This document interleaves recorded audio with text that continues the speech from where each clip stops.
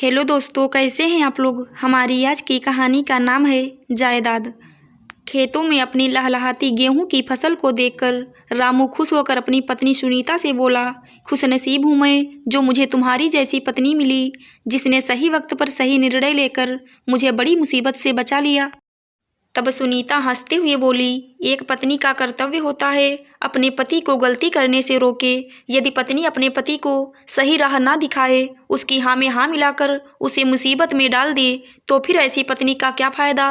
आज हमारे पास जमीन है तो उस पर फसल उगाकर हम अपना पेट भी भर सकते हैं, लोगों को रोजगार देकर हम उनकी मदद भी कर सकते हैं। पत्नी की बात सुनकर रामू गर्व से सुनीता की तरफ देखने लगा था। सुनीता को भी गर्व था अपने निर्णय पर।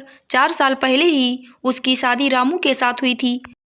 शादी के बाद वह अपने सास ससुर के साथ ही रहती थी। उसके सास ससुर अक्सर बीमार रहते थे, जिनकी सेवा करना वह अपना सौभाग्य मानती थी। रामू गाड़ियों के पुर्जे बनाने वाले कंपनी में जॉब करता था। इसमें उसके साथ गांव के कई युवक भी नौकरी करते थे।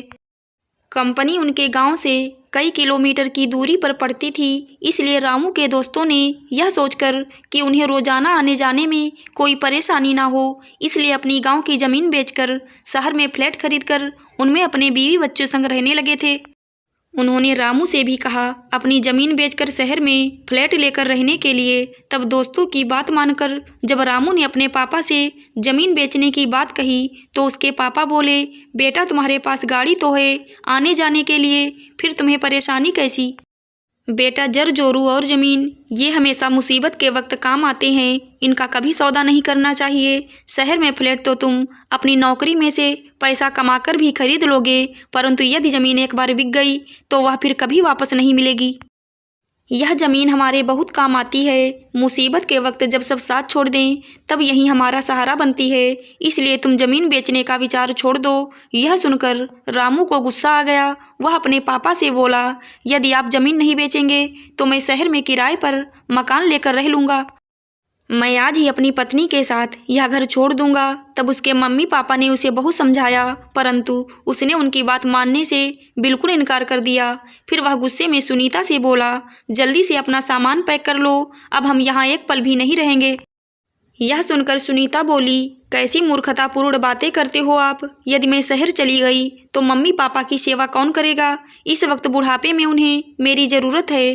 पापा मम्मी दोनों ब्लड प्रेशर और शुगर के मरीज हैं। मेरी शादी के वक्त मुझसे मेरे मम्मी पापा ने कहा था, बेटी अपने सास ससुर की सेवा करना, बुढ़ापे में उन्हें कभी अकेला मत छोड़ना।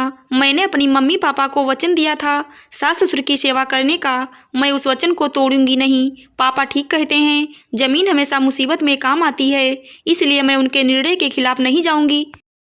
वैसे भी आपको अलग से कमरा लेकर रहने की क्या ज़रूरत है, जब आपके पास आने जाने के लिए गाड़ी है। तो सुनीता की बातें सुनकर खुशी से उसके सास ससुर की आंखों में आंसू आ गए। उसकी सास रोते हुए रामू से बोली, तुमसे अच्छी तो तेरी बहू है, हमारा इतना ख्याल रखती है। तब रामू गुस्से में बोला, तुम कैसी औरत हो जो अपने पति का साथ देने की बजाय अपने सास ससुर का साथ दे रही हो। तुम्हें तो ज़मीन बिकवाने में मेरी मदद करनी चाहिए थी। तब सुनीता बोली, गलत निर्णय में मैं तुम्हारा साथ नहीं दूंगी। पापा ठीक कहते हैं, ज़मीन मुसीबत के वक्त हमारे बहुत काम आती है। यह सुनकर रामू बोला, ठीक है, तुम्हें मम्मी पापा के पास रहना है तो रहो, मैं आज ही यह घर छोड़कर जा रहा हूँ। शहर में कमरा किराए पर लेकर उसमें रह लूँगा। तब सुनीता ने उसे रोकने का बहुत प्रयास किया, परंतु रामू उसके रोकने के बाद भी नहीं रुका और शहर में जाकर अपनी कंपनी के पास कमरा किराए पर लेकर वहीं रहने लगा। अभी उसे वहां पर जॉब करते हुए कुछ वक्त ही हुआ था कि उसी दौरान कोरोना की महामारी ने शहर में चारों तरफ ऐसा कहर ढाया कि 3 महीने के लिए उसकी कंपनी भी बंद हो गई थी। कंपनी ने उसे 1 महीने का वेतन तो दे दिया था, परंतु उसके बाद कंपनी में काम बंद होने के कारण, कंपनी में घाटा होने के कारण कंपनी के मालिक ने उसे और उसके दोस्तों को कंपनी से निकाल भी दिया था, जिसके कारण मजबूरी में उसे अपने गांव आना पड़ा। गांव आने के बाद उसे अपनी गलती का एहसास हुआ। वह अपने पापा से बोला, माफ़ कर दो, मुझे भूल हो गई थी मुझसे, जो मैंने ज़मीन बेचने का निर्णय लेकर आपका दिल दुखाया। अच्छा हुआ जो तुम सब ने मुझे ज़मीन बेचने से रोक दिया। यदि मैं दोस्तों के कहने पर ज़मीन बेच देता तो आज हमारे भूखे मरने की नौबत आ जाती। तब उसके पापा ने उससे कहा, यदि तुम्हें माफ़ी मांगनी है तो सुनीता से मांगो। यदि वह तुम्हारी बात मानकर हमसे ज़मीन बेचने की जिद करती तो शायद हमें उसकी बात मानकर ज़मीन बेचनी पड़ जाती, क्योंकि वह हमारी इतनी सेवा करती है कि हम उसकी बात टाल नहीं पाते। परंतु उसने तुम्हारी बात ना मानकर हमारी बात मानकर अच्छा निर्णय लिया। मुझे गर्व है अपनी बहू के निर्णय पर, जिसके कारण हमारी ज़मीन बच गई। तुम ज़मीन पर गेहूं की फसल और विभिन्न प्रकार की सब्जी उगाओ। यह तुम्हारे साथ साथ तुम्हारे दोस्तों को भी रोजगार देगी।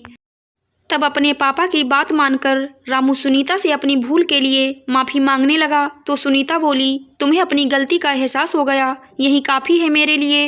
वैसे भी सुबह का भूला यदि शाम को घर आ जाए तो उसे भूला नहीं कहते।